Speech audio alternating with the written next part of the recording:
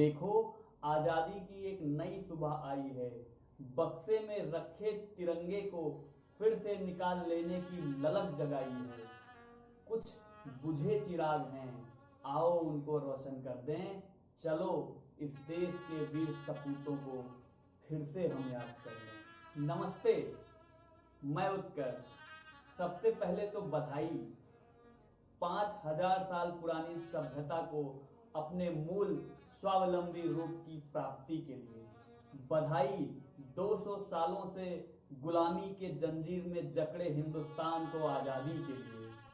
200 साल के संघर्षों के बाद मिली इस आजादी का जश्न आज हम 75वीं बार मनाएं। और इस जश्न में 18 साल की उम्र में फांसी पे लटकता वो खुदीराम बोस हमारे दिल के किसी कोने में ना नजर आए तो ये जश्न अधूरा है।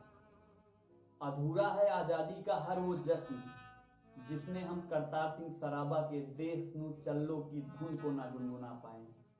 बेनूर है आजादी का हर वो रंग जिसमें अल्फ्रेड पार्क में चली उस आखिरी गोली के धुएं की खुशबू ना शामिल हो, जिसने आजाद को सदा सर्वदा के लिए आजाद कर दिया था।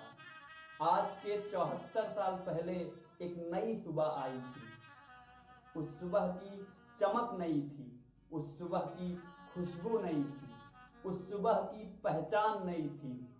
अब हम आजाद थे। आजाद थे हम उस व्यवस्था से जिसने इस सोने की चिड़िया के पंखों को नोचने के लिए इसी के अज्ञानी पंजों का इस्तेमाल किया। ऐसे भीषण कालखंड में मां भारती की आत्मीयता को बचाने के लिए भारत में लाल बाल पाल का अवतरण हुआ, जिन्होंने अंग्रेजी गुलामी से आजादी के लिए भारतीयों को शिक्षा का आधार बताया। तो आजादी हमारी जन्मसिद्ध अधिकार है ये भी समझाया। इसी बात को आधार मानकर किसी चंद्रशेखर आजाद की पिस्तौल से निकली वो आखिरी गोली उसको भारतीय आजादी का उद्घोषक बना जाती है। तो इसी बात को आधार मानकर भगत सिंह, राजगुरु और सुखदेव फांसी के फंदे पर झूलते हुए अपनी मिट्टी के प्रति कितना अनुराग होना चाहिए इसकी एक नई परिभाषा गढ़ जाते हैं।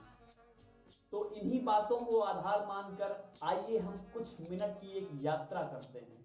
उस यात्रा में हम सुनते हैं भारत की आवाज को, उस यात्रा में हम समझते हैं भारत के युवाओं के क्रियाकलाप को, उस यात्रा में हम याद करते हैं भारत के भाग्य विधाताओं को। तो आइए दोस्तों हम सुनते हैं अपने साथियों की कुछ बात को। नमस्कार, मैं Arun Mishra the day light news की तरफ से 75वां स्वतंत्रता दिवस की शुभकामना और बधाई देता हूं आप सभी साथियों को। जैसा कि आज हम लोग 75वां स्वतंत्रता दिवस मनाने जा रहे हैं, लेकिन इस स्वतंत्रता दिवस को मनाने के लिए क्या हम पूर्ण रूप से तैयार हैं? साथियों, जैसे भगत सिंह ने कहा था, अपने जेल के दौरान एक पत्र घर को लिखे थे। उन्होंने कहा था कि माँ, मुझे पता है यह देश आजाद होने वाला है, लेकिन जिन कुर्सियों को गोरे साहब खाली करेंगे उस पर भूरे साहब लोग बैठ रहेंगे, लोगों की हालत वही रहेगी। तो भगत सिंह के विचारों को अगर लिया जाए तो आज 74 साल बाद भी हमारा देश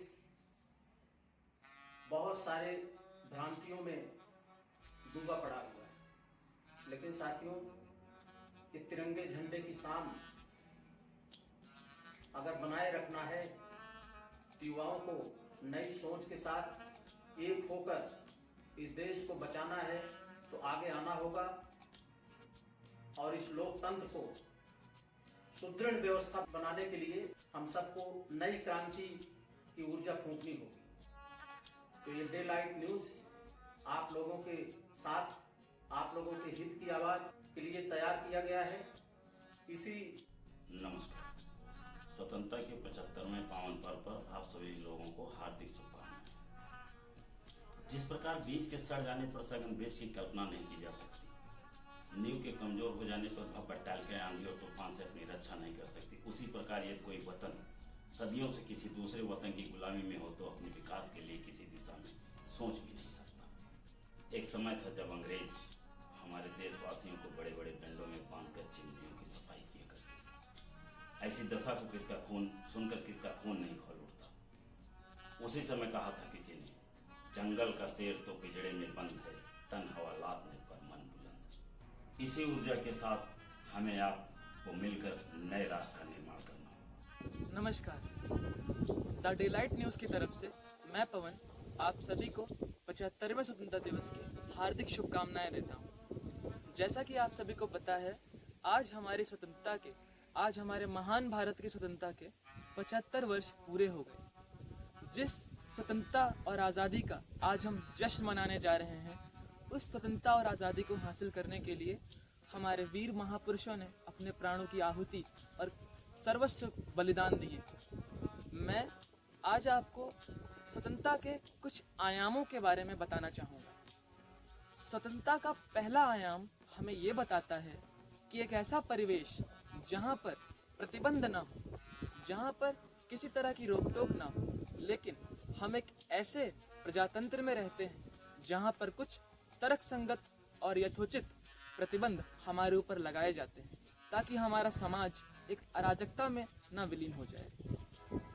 स्वतंत्रता का दूसरा आयाम ये कहता है कि हमारा परिवेश और पर्यावरण ऐसा हो जहाँ पर हर इंसान, हर मानव अपनी कुशलताओं का, अपनी काबिलियत का और अपनी रचनात्मकता का पूर्ण रूप से विकास कर सके।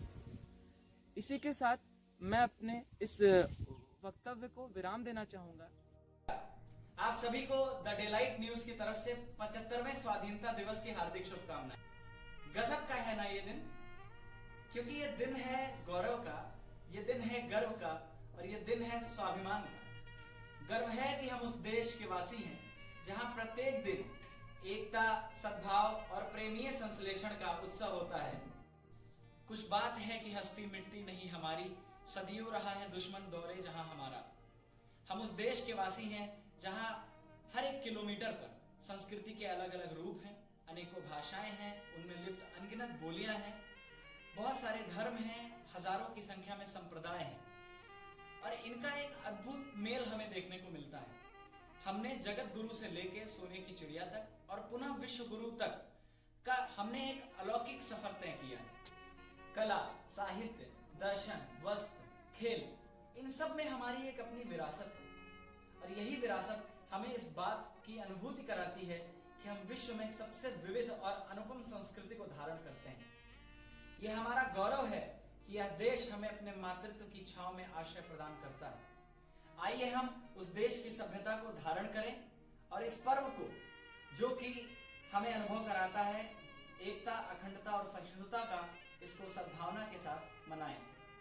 हम धन्यवाद करते हैं हम सब की माँ भारत माँ का, जिन्होंने हमारे भविष्य रूपी पौधे को अपने मातृत्व से सिंचित किया है, और उन तमाम स्वतंत्रता सेनानियों का जिन्होंने हमें आज का ये पावन दिन मनाने का एक सुअवसर दिया है।